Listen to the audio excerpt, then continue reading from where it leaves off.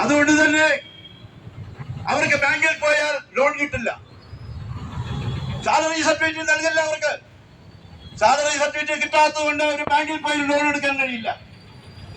എന്നാൽ ക്ഷേമനിധി എന്ന് പറയുന്ന ഓമന പേരുണ്ടല്ലോ, ആ ക്ഷേമനിധിയിൽ ഒരുപാട് ആനുകൂല്യങ്ങൾ ഇവർക്ക് കിട്ടുമായിരുന്നു. ഉമ്മൻചാണ്ടി ഗവൺമെന്റ് ഉള്ള ആ കാലം വരെ ഇവർക്ക് ഒരുപാട് ആനുകൂല്യങ്ങൾ കിട്ടുമായിരുന്നു. കുട്ടികൾക്ക് പഠിക്കാൻ ലോൺ കിട്ടുമായിരുന്നു. ആശുപത്രിയിൽ പോയാൽ അവർക്ക് ചികിത്സിക്കാനുള്ള സൗകര്യം കിട്ടുമായിരുന്നു. അങ്ങനെ ഒരുപാട് കാര്യങ്ങൾ കിട്ടിയതെല്ലാം നിർത്തലാക്കിക്കൊണ്ട് ഇന്ന് ആ ക്ഷേമനിധി തന്നെ അടച്ചുപൂട്ടുന്ന അവസ്ഥ വന്നിരിക്കുന്നു. കാരണം കൊള്ള നടക്കുകയാണ്. ഈ പാവപ്പെട്ട ജീവനക്കാർക്ക് 3 ഗഡുക്കളായി കിട്ടുന്ന പണത്തിൽ നിന്ന് സംസ്ഥാന സർക്കാർ കൊള്ളയടിക്കുകയാണ്. യഥാർത്ഥത്തിൽ കൊള്ള നടത്തുന്ന ആളുകൾക്കെതിരെ കേസുണ്ടെങ്കിൽ ഈ മുഖ്യമന്ത്രിക്കെതിരെയാണ് കേസ് കൊടുക്കേണ്ടതെന്ന് ഞാൻ പറയാൻ ആഗ്രഹിക്കുന്നു.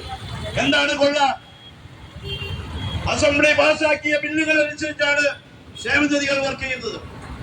കെട്ടിട നിർമ്മാണ തൊഴിലാളികൾക്ക് ക്ഷേമനിധിയുണ്ട്,